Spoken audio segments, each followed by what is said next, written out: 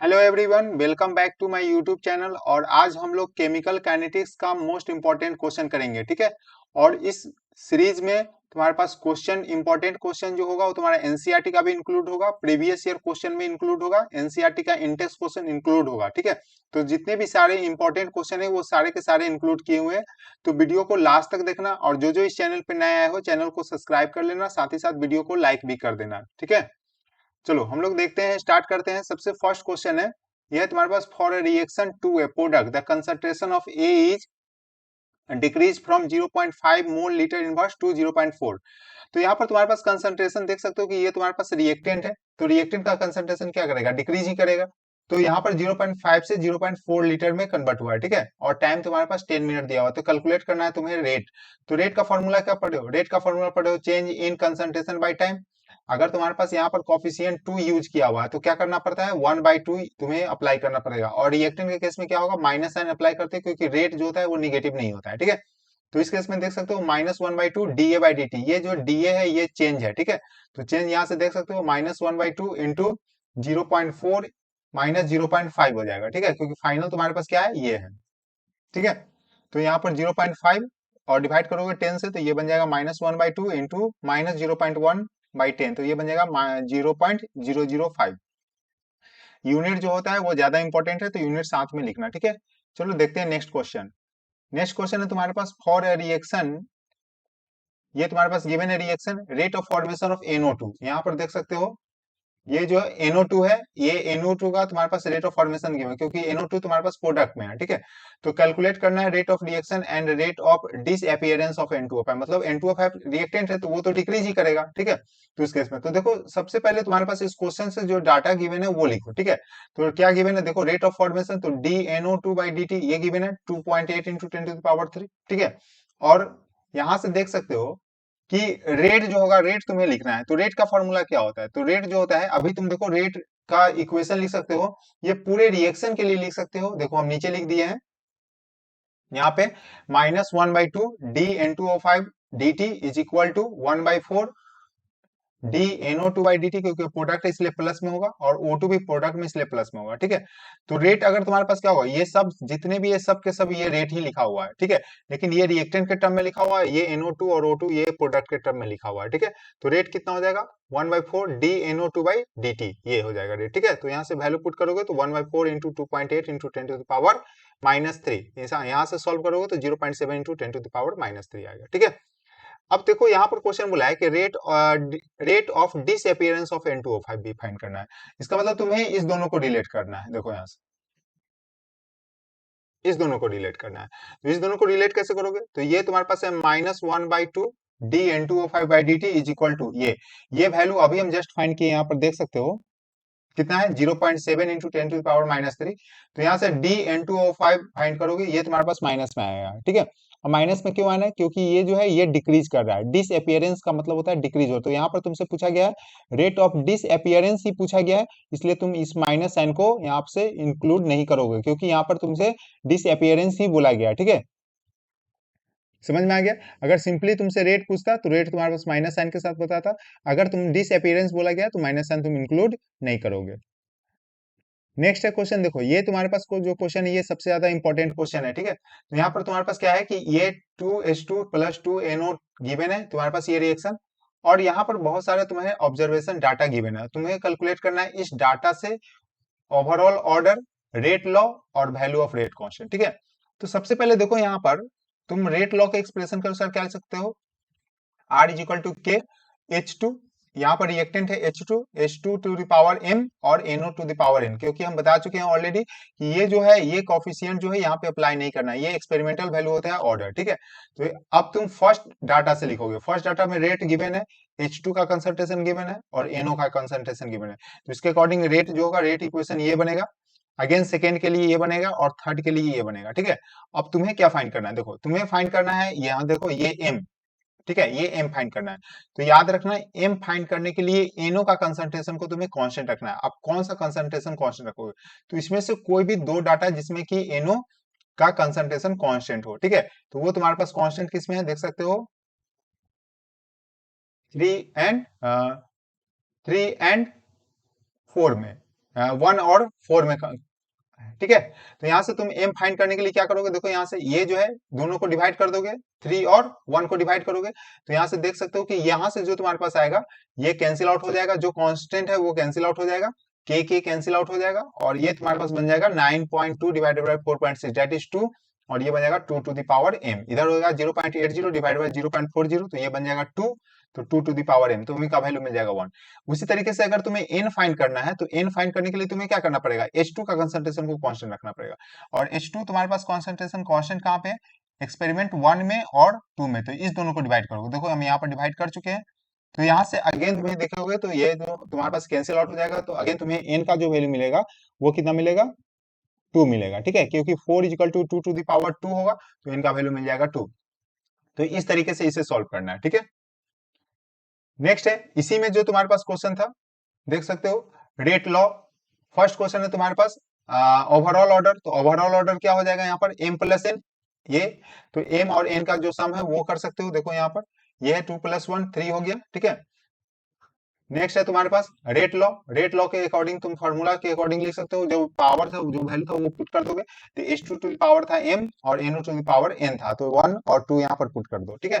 Third है तुम्हारे पास रेट कांस्टेंट फाइंड करने का, तो किसी भी एक्सप्रेशन का, इसमें से तुम्हारे पास कोई भी एक्सप्रेशन यूज कर सकते हो, और ये एक्सप्रेशन यूज करने के बाद m और n का वैल्यू यहाँ पर पुट करोगे, और यहाँ से क्या फाइंड कर लोगे, ये जो k है, ठीक है, ये के फाइंड करोगे, तो देखो हम इस इक्वेशन से फाइंड कर दिए हैं, 4.6 into 10 to the power -3 is equal to K 0.40 to the power 1 और 0.40 टू द पावर 2, तो इस तरीके से k इज इक्वल टू हो जाएगा दिस वन। इसको सॉल्व करके तुम मुझे कमेंट्स में इसका आंसर बता सकते हो, ठीक है। नेक्स्ट देखो क्वेश्चन है, a reaction is second order kinetics with respect to reactant, तो how is rate of reaction if the concentration of reactant, तीन तुम्हारे पास क्वेश्चन है। तो सबसे पहले देखो क्वेश्चन बोला है कि second order kinetics, second order kinetics का मतलब हो गया सेकंड ऑर्डर का रिएक्शन है, तो तुम नॉर्मली क्या लिख सकते हो, इनिशियली तुम लिख लो R1 equal to KA to the power 2, क्योंकि सेकंड ऑर्डर है, ठीक है। अब फर्स्ट क्वेश्चन आ जाओ, अब यहाँ पर तुम्हारे पास है डबल किया गया कंसंट्रेशन को डबल, तो देखो हम ए को हम क्या कर दिए 2A कर दिए, तो तुम फाइंड करोगे, ये हम फाइनल लिख रहे हैं इसलिए R2 लिख रहे हैं, R2 इक्वल टू क्या लिखोगे, के कंसंट्रेशन हो गया 2A टू द पावर 2 हो जाएगा, तो यहाँ से तुम्हारे पास ये 2 का पावर 2 4 हो जाएगा, और के A टू द पावर 2, तो अल्टीमेटली देखोगे तो ये तुम्हारे पास R1 है ना, देखोगे ये तो 4 टाइम्स ये R1 हो जाएगा, तो अल्टीमेटली तुम्हारे पास क्या है कि अगर तुम रेट ऑफ रिएक्शन कंसंट्रेशन को डबल करोगे तो रेट ऑफ रिएक्शन कितना हो गया, 4 टाइम्स हो गया। सेकेंड है इसी में तुम्हें हाफ है क्या हुआ, ठीक है, ये हाफ किया हुआ है, तो हाफ में देखो हम फिर से अगेन सेकेंड केस लिए हैं, ए जो होगा वो 1/2 हो गया है, तब तुम R2 फाइंड करोगे, तो R2 तुम्हारे पास क्या मिलेगा, के 1/2 to 1/2A to the power 2, ठीक है, तो यहाँ से तुम्हारा अगेन देखोगे तो 1/4 मिलेगा, इसका मतलब इस केस में तुम्हारे पास क्या होगा 1/4 टाइम्स हो गया R1 का। उसी तरीके से 3 टाइम्स में अगर तुम्हारे पास है तो A 3A हो गया, तो इस केस में देख सकते हो R2 जो मिला वो 9 टाइम्स R1 मिला है, ठीक है। Next, The decomposition of NH3 is a zero order with K, ये तुम्हारे पास K गिवन है, तो what is the rate of production of N2 and H2, ठीक है। तो सबसे पहले देखो यहाँ पर जीरो ऑर्डर रिएक्शन के लिए जो रेट होता है वो K के ही इक्वल होता है, ठीक है। अब तुम्हारे पास रिएक्शन क्या है 2NH3 ये N2 + 3H2 ये तुम्हारे पास गिवन है, ठीक है, तो इसके अकॉर्डिंग रेट क्या लिख सकते हो, देखो यहाँ से ये रेट हो जाएगा, rate is equal to 1/2 minus में होगा क्योंकि रिएक्टेंट है, dNH3/dt is equal to 1 dN2/dt is equal to 1/3, क्योंकि ये तुम्हारे पास प्रोडक्ट है इसलिए प्लस में है, ठीक है। अब रेट रेट तुम्हारा क्या हो जाएगा, ये तुम्हारे पास रेट कांस्टेंट के इक्वल है, क्योंकि क्वेश्चन में तुम्हारे पास क्या गिवन है, ये रेट कांस्टेंट गिवन है, और जीरो ऑर्डर के लिए रेट कांस्टेंट ही रेट के इक्वल होता है, ठीक है। तो यहाँ से रेट हो गया 2.5 into 10 to the power 3 is equal to dN2/dt, क्योंकि तुम्हें क्या फाइंड करना था, रेट ऑफ प्रोडक्शन, मतलब ये वैल्यू फाइंड करना था ये, ठीक है। तो यहाँ से हो जाएगा dN2/dt, तो यहाँ से मिल गया तुम्हारे पास ये ही मिला तुम्हारे पास क्योंकि यहाँ पर कोई भी तुम्हारे पास कोफिशिएंट नहीं है 1 है, तो सिंपली इधर जाकर भी वो सेम ही वैल्यू रह जाएगा। अब नेक्स्ट है तुम्हारे पास H2 का, तो H2 के लिए रेट का फॉर्मूला ये होता है 1/3 dH2/dt, तो यहाँ से लिखेंगे इसको रेट के साथ इक्वल करेंगे यहाँ पर, और यहाँ से तुम्हारे पास dH2/dt मिल जाएगा, ये 3 इधर जाकर मल्टीप्लाई होकर 7.5 इंटू 10 टू द पावर -3 हो जाएगा, ठीक है। आई होप तुम्हें समझ में आ रहा होगा। नेक्स्ट देखो, ये तुम्हारे पास क्वेश्चन है, in a given reaction A + 3B 2C बनना है, ठीक है। तो rate of formation of C तुम्हारे पास गिवन है, तो रेट ऑफ रिएक्शन लिखना है। तो रेट ऑफ रिएक्शन अगेन तुम इस रिएक्शन से रेट लिख सकते हो, क्या होगा, -1/a D A by D T is equal to -1/3 dB by D T is equal to +1/2 dC by D T, ठीक है। और ये जो तुम्हारे पास रेट ऑफ फॉर्मेशन गिवन है, इसका मतलब मैथमेटिकल फॉर्म में ये D C by D T given है, ठीक है। तो यहाँ से रेट क्या हो जाएगा, rate is equal to 1/2 into DC by D T, DC by D T given है यहाँ पर 2.5 इंटू 10⁻⁴ यहाँ पर पुट करोगे तो ये जो तुम्हारे पास वैल्यू आएगा ये हो जाएगा, क्लियर है। नेक्स्ट है इसी में rate of disappearance of B, मतलब कि तुम्हारे पास क्या गिवन है, सी गिवन है और बी तुम्हें, मतलब इस दोनों को तुम्हें क्या करना होगा, रिलेट करना पड़ेगा, ठीक है, इस दोनों को। तो -1/3 dB by D T is equal to, ये वैल्यू को अभी जस्ट हम फाइंड किए, कितना मिला है, 1.25 इंटू 10⁻⁴। तो यहाँ से देख सकते हो, तो dB बाई डी टी कितना मिल जाएगा, माइनस में मिलेगा, ठीक है। और डिसअपियरेंस पूछा गया है, तो ये तुम्हारे पास वैल्यू हो जाएगा, क्लियर है यहाँ तक। तो इस तरीके से dB बाई डी टी, मतलब dB by D T reactant है तो वो डिसअपियरेंस ही होगा, ठीक है। और प्रोडक्ट का हमेशा फॉर्मेशन होता है, ठीक है। नेक्स्ट है ये क्वेश्चन देखो, ये थ्योरेटिकल क्वेश्चन है, difference between order and molecularity. तो यहाँ से डिफरेंस तुम बता सकते हो, मिनिमम तुम्हें 3 to 4 पॉइंट्स याद रखना है। ऑर्डर तुम्हारा क्या होता है, एक्सपेरिमेंटल वैल्यू होता है, मॉलिक्यूलरिटी थ्योरेटिकल वैल्यू होता है। ऑर्डर जो है तुम्हारे पास फ्रैक्शन में भी हो सकता है, जीरो भी हो सकता है, मॉलिक्यूलरिटी जो है वो जीरो नहीं हो सकता है। ये तुम्हारे पास कितना भी बड़ा नंबर भी हो सकता है, जैसे 5, 4, 3, 9 कुछ भी हो सकता है, लेकिन मॉलिक्यूलरिटी अप टू 3, रेयरली 3 होता है, नहीं तो 1 और 2 होता है, ठीक है। इस तरीके से तुम बहुत सारे डिफरेंस यहाँ पर बता सकते हो। नेक्स्ट है, how will the rate of reaction be affected, surface area is reduce. अब सोचो सरफेस एरिया रिड्यूस होगा, इस तरह इसको थ्योरेटिकल में तुम्हें एक्सप्लेन करना है। तो सरफेस एरिया रिड्यूस का मतलब क्या हुआ, कि सरफेस एरिया उसका कम गया, तो सरफेस एरिया कमेगा तो रेट ऑफ रिएक्शन भी क्या हो जाएगा, बताओ। सरफेस एरिया अगर कम हो रहा है तो रेट ऑफ रिएक्शन भी क्या कर जाएगा, डिक्रीज कर जाएगा, ठीक है, क्योंकि ज्यादा सरफेस एरिया होगा तो रेट ऑफ रिएक्शन भी फास्ट होता है। नेक्स्ट है कैटेलिस्ट, कैटेलिस्ट ऐड करने से दो टाइप का कैटेलिस्ट होता है, एक होता है तुम्हारे पास निगेटिव कैटेलिस्ट, एक होता है पॉजिटिव। तो पॉजिटिव क्या करेगा, रेट ऑफ रिएक्शन को फास्ट करेगा, और negative catalyst rate of reaction को स्लो करेगा, ठीक है। टेम्परेचर इंक्रीज, टेम्परेचर अगर इंक्रीज होगा उसके इसमें क्या होगा, तो टेम्परेचर इंक्रीज होगा तो बीच का जो उसमें का मॉलिक्यूल का जो काइनेटिक एनर्जी होगा वो क्या कर जाएगा, इंक्रीज कर जाएगा, तो उससे रेट ऑफ रिएक्शन क्या हो जाएगा, फास्ट हो जाएगा। इसको तुम्हें एक्सप्लेन करना है, ठीक है। नेक्स्ट देखो, the half life period of zero order reaction is, क्या होगा, तो ये तुम्हारे पास फॉर्मूला है, अगर अभी तक याद नहीं की हो तो जाकर मैंने एक वीडियो बना चुका हूँ, ठीक है, फिजिकल केमिस्ट्री का मोस्ट इंपॉर्टेंट फॉर्मूला। तो वहां से फॉर्मूला याद करोगे तभी इस टाइप का एमसीक्यू सॉल्व कर पाओगे, ठीक है। तो इसका जो आंसर होगा वो क्या है, जीरो ऑर्डर रिएक्शन के लिए जो फॉर्मूला होता है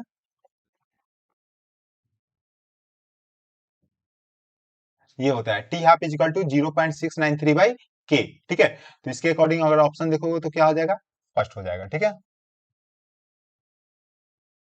next, right the slope value obtain in the plot of log r0/r versus time का, ठीक है।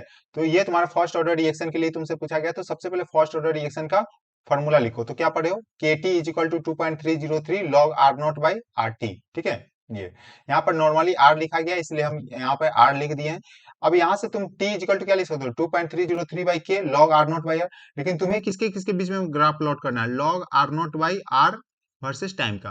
तो तुम्हें y एक्सिस पे ये लेना होगा, ठीक है। तो हम इसको थोड़ा सा अरेंज कर दिए हैं, log r0/r equal to k/2.303 into T. अब इसको तुम y एज्यूम कर लो, ये तुम्हारा m हो गया और ये तुम्हारा x हो गया। तो ग्राफ देखोगे तो यहाँ पर y इक्वल टू mx का ग्राफ कैसा होता है, स्ट्रेट लाइन होता है और ओरिजिन से पास होता है, ठीक है। तो ये तुम्हारा हो गया log r0/r और वर्सेस t का ग्राफ, ये देख सकते हो स्ट्रेट लाइन है। अब स्लोप तुम्हारा क्या होता है, ये जो है m, ये m है, यही स्लोप है, तो इस केस में स्लोप का वैल्यू हो गया k/2.303। ये सब एमसीक्यू टाइप में भी क्वेश्चन पूछा जाता है, ठीक है, स्लोप का वैल्यू क्या होगा।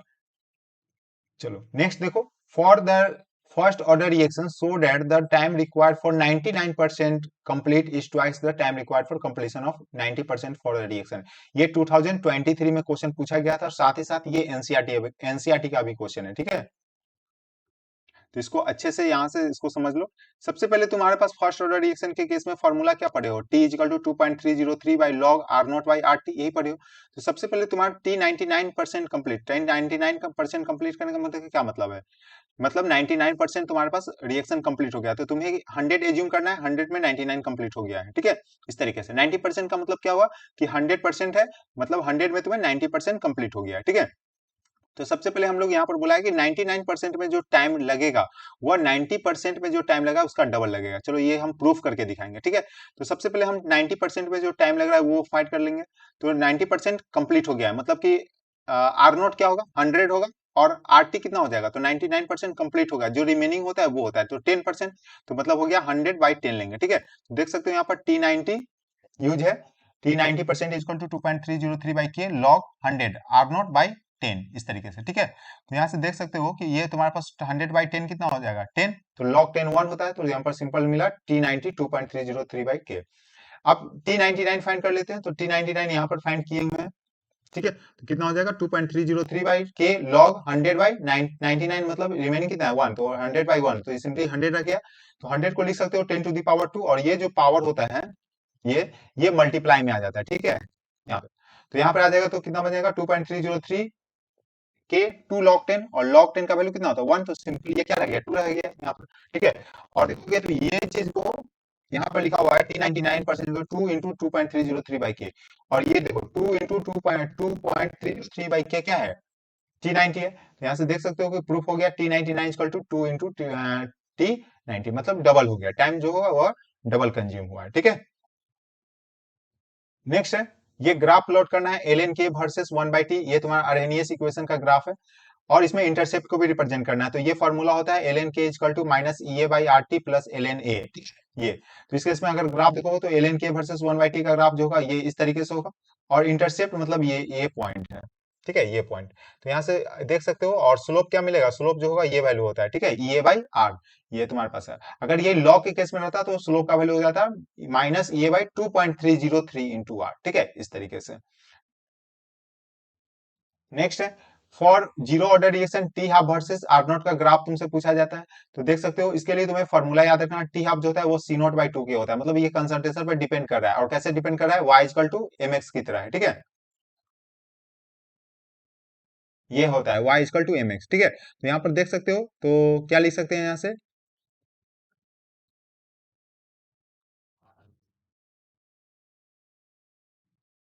ये तुम्हारे पास y हो गया, और ये तुम्हारा m हो गया, और ये तुम्हारे पास x हो गया। तो यहाँ से स्लोप तुम्हारे पास क्या मिला है, m 1/2 के, तो ये तुम्हारे पास हो गया स्लोप, ठीक है। उसी तरीके से फर्स्ट ऑर्डर रिएक्शन जो है, इसमें तुम्हें T half versus R naught का ग्राफ प्लॉट करना है। तो टी हाफ का फॉर्मूला था 0.693/k। तो यहाँ पर कहीं पे भी कंसंट्रेशन पे ये डिपेंड नहीं करेगा, क्योंकि फॉर्मूला में देख सकते हो कहीं पे भी कंसंट्रेशन नहीं है, तो ये कंसंट्रेशन से क्या है, इंडिपेंडेंट है, इसलिए देखो ये कांस्टेंट ग्राफ जा रहा है, ठीक है, इस तरीके से। नेक्स्ट है, देखो अ reaction is represented by a graph, ये तुम्हारे पास गिवन है, प्रेडिक्ट द ऑर्डर। अब देखोगे ये ऐसा ऑर्डर कहाँ पे पढ़े हो, तो देख सकते हो ये तुम्हें ऑर्डर फाइंड करना है। तो इस केस में ये ग्राफ जो है, ये इसका इक्वेशन होता है R0 minus RT equal to KT, इसको अच्छे से हम लिख दे तो RT equal to K minus KT by plus R0 है, ठीक है, ये तुम्हारे पास R0 पॉइंट है। तो ये तुम्हारे पास जो इक्वेशन होता है ये जीरो ऑर्डर रिएक्शन के लिए होता है, ठीक है। तो सबसे पहले तुम ये ग्राफ देकर बता दोगे कि हाँ तुम्हारे पास ऑर्डर क्या होगा, जीरो ऑर्डर होगा। अब इसके इसमें स्लोप क्या होगा, तो देखो यहाँ से स्लोप फाइंड कर सकते हो, ये तुम्हारे पास स्लोप है। तो स्लोप क्या है इसका, माइनस के, तो ये हो गया। नेक्स्ट है यूनिट बताना है, तो यूनिट तुम याद रखोगे, जीरो ऑर्डर के लिए फर्स्ट ऑर्डर के लिए मोल litre inverse, second inverse zero order के लिए होता है, फर्स्ट ऑर्डर के लिए सेकंड इनवर्स होता है, इस तरीके से, ठीक है। नेक्स्ट है, देखो यहाँ से first order reaction has a rate constant, ये के गिवन है यहाँ से, how long will 5 gram to reduce to 3 gram. तो अल्टीमेटली क्वेश्चन से सबसे पहले डाटा लिख लो, के गिवन है, आर नॉट कितना है, इनिशियली 5 ग्राम था, और आर टी कितना हो गया 3 ग्राम हो गया, ठीक है। तो तुम्हें टी फाइंड करना है, तो इसके लिए फर्स्ट ऑर्डर रिएक्शन का फॉर्मूला क्या पड़ेगा, T is equal to 2.303/k log R naught by R T, यहाँ से पुट कर दोगे, T is equal to 2.303/1.15 into 10⁻³ ये के है, लॉग 5/3, और ये डिवाइड में होता है तो ये सब्ट्रैक्ट कर जाता है लॉग, ठीक है। तो यहाँ पर हो गया log 5 माइनस log 3, log 5 का वैल्यू अगर तुम्हें याद है तो ठीक है, नहीं तो क्वेश्चन में गिवन होता है। तो log 5 का वैल्यू है 0.69 माइनस 0.47, और यहाँ से इसको सॉल्व करोगे तो टी का तुम्हें वैल्यू मिलेगा, ठीक है। तो ये क्वेश्चन का भी आंसर मुझे तुम कमेंट्स में बता देना, ठीक है। नेक्स्ट देखो question, first order reaction takes 20 minutes for 25% decomposition, मतलब 20 मिनट यूज हो रहा है, 25% डिकम्पोज कर रहा है, तो 75% डिकम्पोज करने में कितना समय लगेगा, ये तुमसे पूछा है। तो सबसे पहले देखो, अगर T1 हमें जूम की है 20 मिनट्स तुम्हारे पास लगा है, जब R0 परसेंटेज में हमेशा R0 100 लेना, तो आर नॉट 100% 25% डिकम्पोज कर गया, तो आर टी जो होता है रिमेनिंग होता है, तो कितना बचेगा 75। तो तुम्हें T2 जो है हम एज्यूम किए T2 फाइंड करना है, आर नॉट अगेन 100 है और 75% डिकम्पोज किया, मतलब रिमेनिंग कितना है 25। ठीक है, तो सबसे पहले देखो इस दोनों क्वेश्चन को सॉल्व करने के लिए क्या करेंगे, ये जो फर्स्ट पार्ट है इससे हम के का वैल्यू फाइंड करेंगे। ठीक है, तो के इक्वल टू कितना होता है 2.303 by T log R naught by T, सब वैल्यू पुट करेंगे। 2.303 टी 20 मिनट्स है, लॉग 100 बाई 75 4/3, तो ये तुम्हारे पास के का वैल्यू मिला। अब सेकेंड क्वेश्चन में तुम्हारे पास क्या है, टी फाइंड करना है, इसलिए तुम्हारे पास अगेन के का वैल्यू पुट करना होगा, और रिएक्शन तो एक ही है। ठीक है, तो इसके लिए के का वैल्यू चेंज नहीं करेगा, तो देखो यहाँ पर के का वैल्यू जो तुम लिखे हो वही यहाँ पर आ गया। ठीक है, तो ये हो गया 2.303 बाई के, तो 0.413 लॉग, यहाँ पर अगेन कितना होगा 100 डिवाइडेड बाई 75% डिकम्पोज हो चुका है, मतलब रिमेनिंग कितना है 25, तो ये 25, तो ये कैंसिल आउट होगा 4 टाइम्स में, तो इसको लिख सकते हो 2 log 2, और यहाँ पर 2 log 2 का वैल्यू होता है 0.301, 2 से मल्टीप्लाई करने पर 0.602। ठीक है, ये बन जाएगा, इसको सॉल्व करोगे तो टी का वैल्यू मिलेगा 96.961 मिनट इनवर्स। ठीक है, तो ये है तुम्हारे पास क्वेश्चन। नेक्स्ट है, ये देखो तुम्हारे पास अरेनियस इक्वेशन का ही क्वेश्चन है। The rate of chemical reaction double, अब केमिकल रिएक्शन डबल हो गया, तो हम एज्यूम कर लिए इनिशियली K1 था और फाइनल K2 जो है वो 2 टाइम्स हो गया, डबल हो गया। अब तुम्हारे पास क्या बोला है कि ये 10 केल्विन टेम्परेचर को इंक्रीज करने से हुआ है, इंक्रीज कहां से करना है 298 से, तो T1 हो गया 298 और T2 हो गया 308, प्लस कर दोगे 298 प्लस 10 तो 308 हो गया। अब तुम्हारे पास फॉर्मूला एक पढ़े हो, log K2 by K1 equal to minus A by 2.303 R 1/T1 minus 1/T2। ठीक है, तो log K2 by K1 का रेशियो क्या हो जाएगा 2K by K, मतलब 2 is equal to EA 2.303, R is the gas constant जो तुम्हारे लोग होता है 1.314 इंटू 1/T1, T1 मतलब इनिशियल 298 था और फाइनल कितना होगा 308, तो 1/308। जब इसको तुम सॉल्व करोगे तो तुम्हारे पास EA मिल जाएगा यहाँ से, log 2 का वैल्यू है 0.301 into 2.303 into 8.314 into 298 into 308 divided by 10 हो जाएगा। ठीक है, और इसको सॉल्व करोगे तो तुम्हारे पास 52.89 किलो जूल पर मोल आएगा। ठीक है, इस तरीके से तो एक्टिवेशन एनर्जी पूछा जाता है, ये सब क्वेश्चन जो है बहुत ज्यादा इंपॉर्टेंट है। नेक्स्ट है rate constant for a first order reaction is given है, मतलब तुम्हारे पास क्या गिवन है के गिवन है। ठीक है, रेट कांस्टेंट गिवन है मतलब के गिवन है, तो how much time to will to take to reduce the initial concentration of reactant to its 1/6 value. 1/6 ये फ्रैक्शन है, तो तुम्हें इनिशियली कितना एज्यूम करना पड़ेगा फ्रैक्शन में 1, तो आरटी कितना होगा 1/6 हो गया, और तुम्हारे पास के गिवन है 60 सेकंड, तो यहाँ पर फॉर्मूला अगेन तुम पुट करोगे क्या चीज का, टाइम तुमसे पूछा गया, तो टी इक्वल टू 2.30, क्योंकि फर्स्ट ऑर्डर है तो फॉर्मूला सेम ही होगा 2.303 बाई के log R naught by R T, तो कितना हो जाएगा 2.303 बाई के इज द 60 लॉग 1/1/60 हो जाएगा। ठीक है, क्योंकि आर नॉट कितना है 1 डिवाइडेड बाई आर टी 1/16 है। ठीक है, तो ये 16 क्या बन जाएगा ऊपर चला जाएगा, तो लॉग 16 बन जाएगा, लॉग 16 होता है 4 log 2। ठीक है, तो यहाँ से हो जाएगा 2.303 बाई 60 4 log 2, 4 log 2 का मतलब 4 इंटू 0.301। ठीक है, इस तरीके से ये वैल्यू पुट करोगे, यहाँ से टी का वैल्यू जो होगा वो तुम्हारे पास इतना होगा। क्लियर है, तो ये था तुम्हारे पास सारे के सारे इंपॉर्टेंट क्वेश्चन जो हम तुम्हें बता दिए हैं, तो तुम लोग जो है इसको अच्छे से देखोगे, अच्छे से रिवाइज कर लेना, अगर समझ में नहीं आएगा तो एक 1 टाइम्स 2 टाइम्स इसको अच्छे से देखोगे, 1.25 में या 1.5 में देख सकते हो और अच्छे से समझ में आ जाएगा। ठीक है, अगर कोई भी प्रॉब्लम हो रहा है तो तुम मुझे कमेंट सेक्शन में बता देना, और भी तुम्हें किस तरीके का वीडियो तुम्हें चाहिए वो मुझे कमेंट सेक्शन में बता देना, हम तुम्हें प्रोवाइड कर देंगे। ठीक है, जितना हो सके हम तुम्हें हेल्प करेंगे, तुम्हें बस एक ही काम करना है, तुम मुझे हेल्प कर सकते हो एक ही तरीके से, बस चैनल को सब्सक्राइब कर लेना और वीडियो अच्छा लगा तो लाइक कर देना और शेयर करना अपने फ्रेंड में। ठीक है, और अच्छे से पढ़ाई करते रहो। Thank you.